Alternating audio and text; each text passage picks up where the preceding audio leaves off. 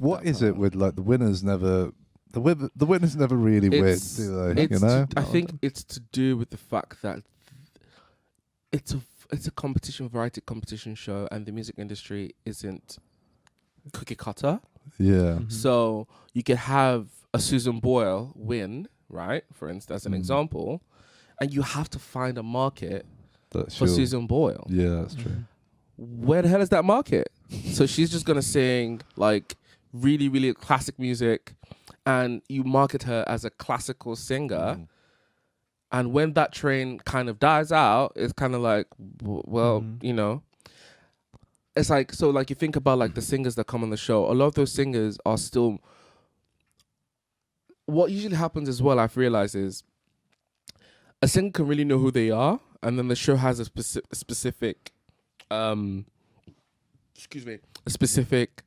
story they want to tell with that person. Right. Yeah. Mine was gospel, and they went this gospel route, and I was like, I don't know. My music is really big indie and alternative and soul. I don't know, but you play the game, I guess. Yeah, you kind of play the game. So it's like you get on the show. The songs I did on the show aren't like, my music isn't that. Yeah, yeah. Do you know what I mean? I do know what you mean. So in my head, it's just like, let's have this black guy. Oh, he's gonna come and give us some gospel, because gospel and soul, because that's what the industry sees. Yeah. And it's like, it's shallow. crazy how they can't. It's weird. I always talk about this, how it's possible to see. So I'll give you an example. Sam Smith and Adele, for instance. Sure. Amazing singers, right? They're singing soul music. They're singing R&B. Yeah. Let's be real. Yeah. It's possible that it's so crazy how the industry can see those two white artists other in spaces, like in genres that aren't stereotypically white, to be precise. Yeah, man. Right. So Adele can fully do an R&B track, and it is Adele because she would kill it.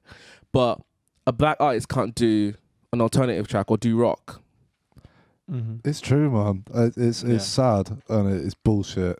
It's just crazy. But it's crazy. So it's hard, man. It's you know, we're getting there, hopefully, you know. But it's that's the struggle you're having to fight, because there's already this like cookie cutter. There's already this kind of idea of what an artist is supposed to look like and be, and it's like when you come and kind of change that narrative, they're like, oh, I don't know what to do with you. Do you know what I mean? Yeah. So I think that's why a lot of people don't actually go far because after the show, because it's like they come on the show and you presenting this version of this, you know, like some people go on it like this, you know, sassy singer songwriter dancer type, and that's not who they are. They're a singer songwriter with a guitar type person, but you marketed them on the show as this dancer who can do all these flips and all that kind of stuff, right? And they can't maintain that shit. Of course, well. They can't maintain it. It's not them. But also, just the industry, the label, what's it called? The winning and the labels and all that kind of stuff. They don't care. You know, like labels are businesses at the end of the day. Yeah. They're really just after like, how can we make money off you? Like now, for instance, people that usually make it always have like a scandal or something. Like they're always in the news after the show. Not for their singing, but like for their personal life. Those are the ones that get the record deals, because the buzz in the media means people are talking about them. Means people are gonna stream, people are gonna follow. They get the deals. So it's the industry at the end of the day. It's what it is. I suppose as well. Like they are marketing towards like the popular music industry. Yep. So obviously, because there's obviously massive swathes of music that isn't like that, and that we don't, you know, section people off in certain ways because of how they look or whatever like that.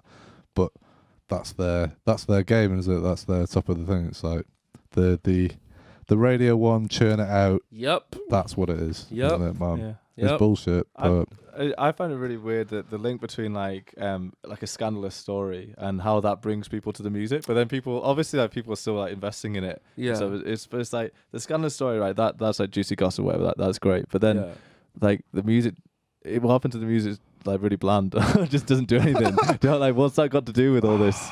Don't you think? I was saying this really about weird. a year ago.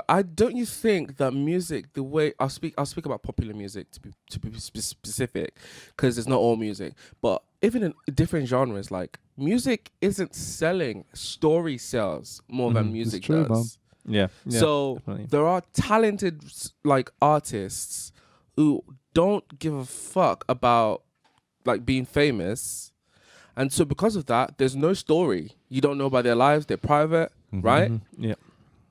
And they're not doing as well. Mm-hmm. And it's the ones that are constantly in your face. Oh, this one said this, and this one is fighting with that, and that person is doing this with that. Oh, you know, those are the people who's like, it just makes sense because it's like people associate or create a link between what they think is their life, but it's curated actually, it's not their life, with the music, and they think that's what, you know. But I mean, PR companies do it. They create stories to drive albums. Yeah. Within decades. So. People like bad news, man. Yep. That's why if you go on, you go on Sky News, all the news is bad because that's what it grabs attention, man. So that's why all this drama and all this is necessary. But yeah, it's like what you said. Then you're losing a certain genuinity. Is that a word? Genuinity. It is now. Genuineness. I don't even know what's right, but yeah, I know what you mean. Yeah, you lose that. But I would like to hope, with the advent of technology and stuff, that people that are more genuine there's not just that one funnel anymore. Do you know what I mean? Yeah. People are able to build their own influence and power on their own, which is awesome. I think that's really, really great. I agree. I think that's changing. I think the fact that more people have access to creating music now. You could literally make a track on GarageBand, and you can make decent tracks. You can get samples. TikTok is changing and absolutely killing the game in the sense of, I think labels are now realizing, oh, we need TikTok. Yeah. Because what TikTok is doing for not just popular music, by the way, people think it's just pop music. Oh, no. It's like, what's it called? Fleetwood Mac. That song, Dreams. Yeah. Came back in the charts because it was used on TikTok. Oh, really? You know, on TikTok. Right. Everyone's using it on TikTok videos, and it became a thing. And people were like, "What's this song?" And it's like the new kids who didn't know about Fleetwood Mac were like, "Who's this new track? Who's this new artist?" And it's like, oh. Thank you for listening. Be sure to subscribe to the podcast to catch up on new episodes every week. Also, check us out on our Facebook and Instagram at RecRooms, where you can find out about our other exciting music series. We also have this and all our other episodes of the podcast up on our RecRooms YouTube channel for your viewing pleasure. See you next time.